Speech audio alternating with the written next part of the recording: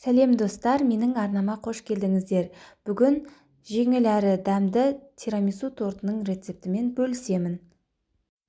Қажет заттарды төменге описанияға жазып қоямын. 5 дана жұмыртқаны ағы мен сарысын ажыратып аламыз. Ағына сарысы кішкентайда болса түсіп кетпеуі қажет. Қант қажет, ұн және разрыхитель қажет.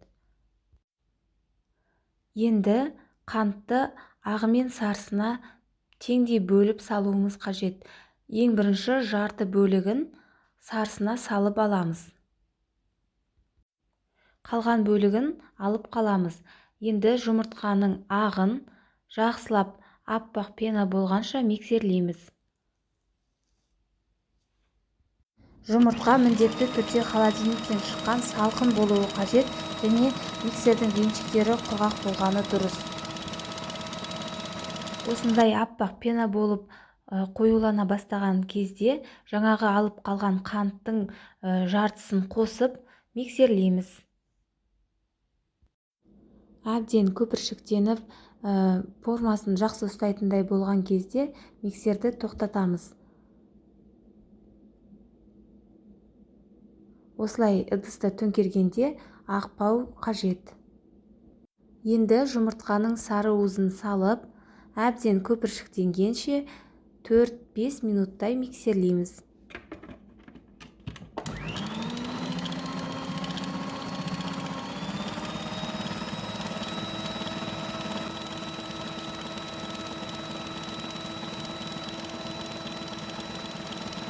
Осындай болып көпіршіктенген кезде миксерді тоқтатамыз.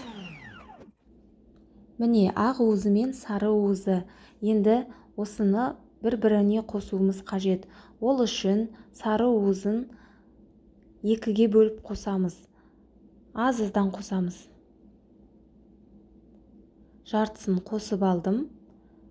Астынан үстіге қарай қозғай отырып араластырамыз.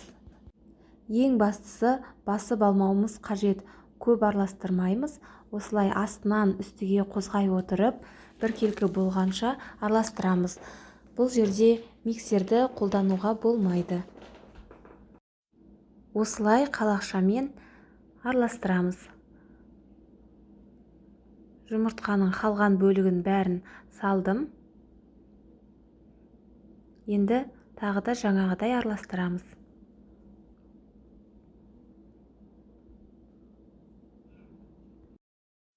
Енді ұнды қосуымыз қажет. Ұнға разрыхительді араластырып аламыз. Ұн міндетті түрде електен өткізілген болуы қажет. Ұнды 3-ге бөліп қосамыз. Формасын басып алмау үшін астыдан үстіге қарай араластырамыз.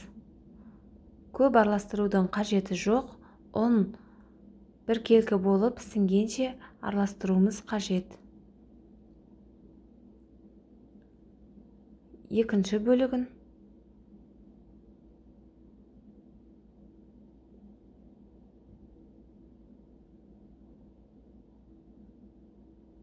Енді қалған ұнның бәрін қосып араластырамыз. Міне осылай араластырғанда ұнның түйіршіктері қалмайтындай біркелкі масса болуы қажет. Енді осы қамырдан сабаярди печеньелерін дайындап алуымыз қажет. Ол үшін кондитерлік қапшыққа қамырды салып аламыз.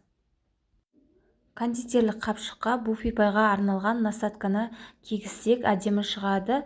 Менде ондай болмағандықтан мен осы кондитерлік қапшықтың өзімен жасай беремін.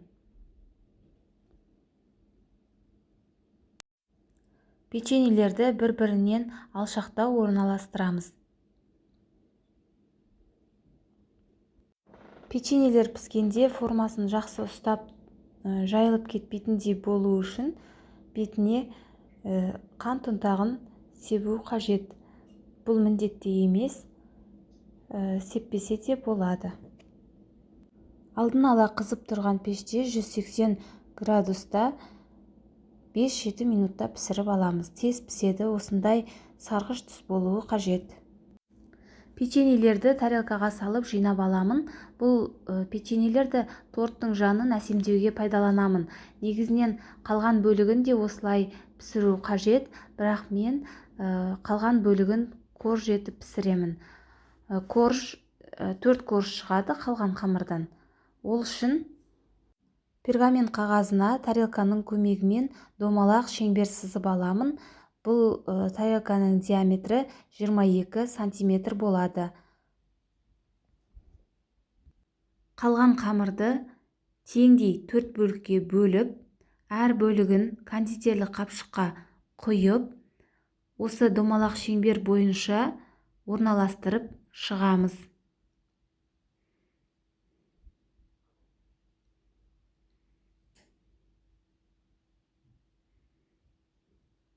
Қасықтың көмегімен барлық жеріне бірдей етіп жазып шығамыз.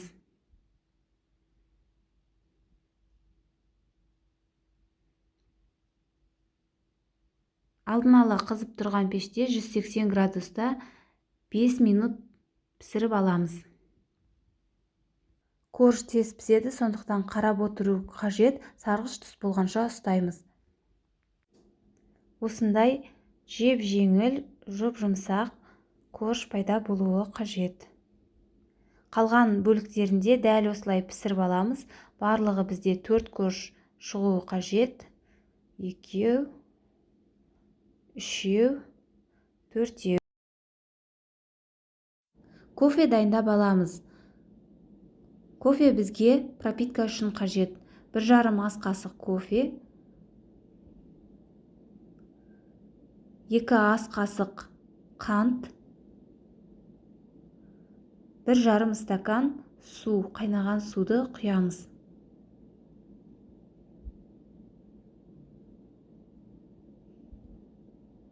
Енді ыдысымызды пешке қойып, бір бұрқ еткізіп қайнатып өшіреміз. Пештен алып суытамыз.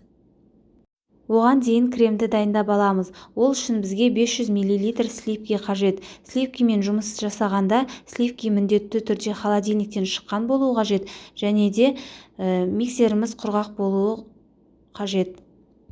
Крем қоюлана бастағанда қант ұнтағын аз-аздан сала отырып миксерлейміз.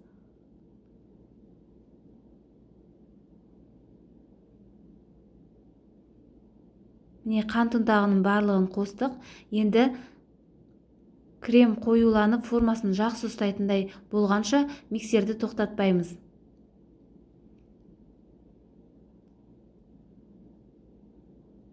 Міне креміміз осындай формасын жақсы ұстайтындай қою болуы қажет. Осы кезде миксерді тоқтатамыз. Осымен креміміз дайын. Тортты жинайық. Ол үшін бірінші коржды қоямыз. Кофені бетіне щетканың көмегімен барлық жеріне бірдей етіп, бір тегіс етіп жағып шығамыз.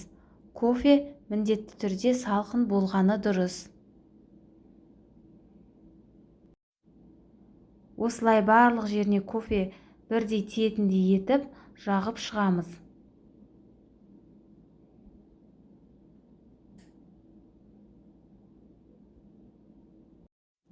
Кремді барлық бөліктеріне теңдей жететіндей етіп көз мөлшермен бөлеміз.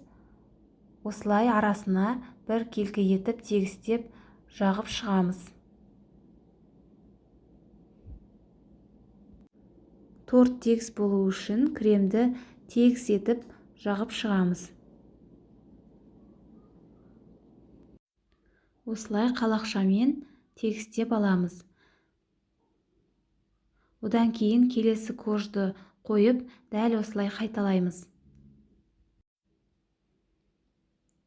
Кофені щетканың көмегімен барлық жеріне бір тегіс етіп жағып аламыз. Кремді саламыз. Тегістейміз.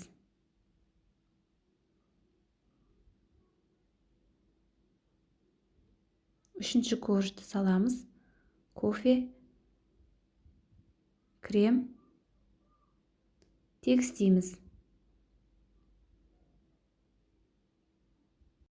Яғни тегістеп жазып шығамыз. Соңғы коржды қойып, кофені бетіне бір тегіс етіп жағып шығамыз. Кремді бетіне жағып, бетін түзу етіп, біркелкі етіп, тегістеп шығамыз. Жанына және де бетін әсемдеуге кішкене крем алып қалдым. Қалғанын бәрін бетіне жағып, біркелкі етіп, тегістеп алдым.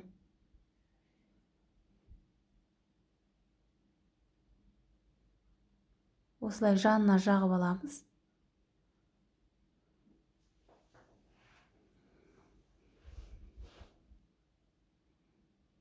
Он минуттай холодильникке қойып алдым. Енді бетіне какао ұнтағын себемін.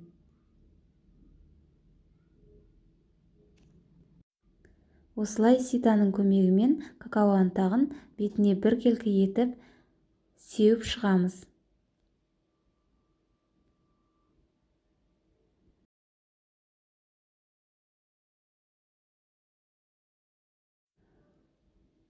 Жаңағы пісірген печеньелерді ортасынан бөліп, жанына осылай етіп орналастырып шығамыз.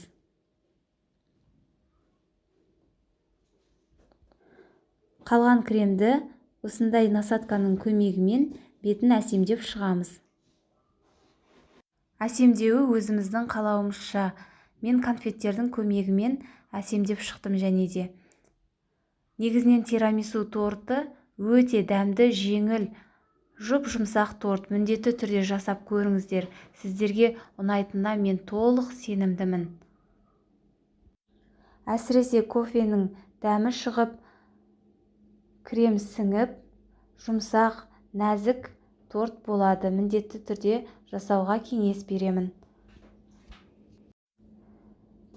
Тортты холодильникке қойып, салқындатып жеген өте дәмді болады. Осылай бетін әсемдеу үшін конфеттерді пайдаландым. Әсемдеуге жемістерді пайдаланса да өте әдемі көрінеді.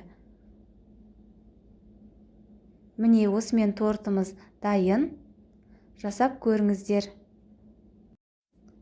1-2 сағатқа холодильникке қойып, дастарханға ұсынуға болады. Дәмін көрейік. Міне кесілгенде арасы осындай болып тұрады. Жұп-жұмсақ, нәп-нәзік. Ең бастысы өте дәмді. Ас болсын. Менімен бірге болғандарыңызға рахмет.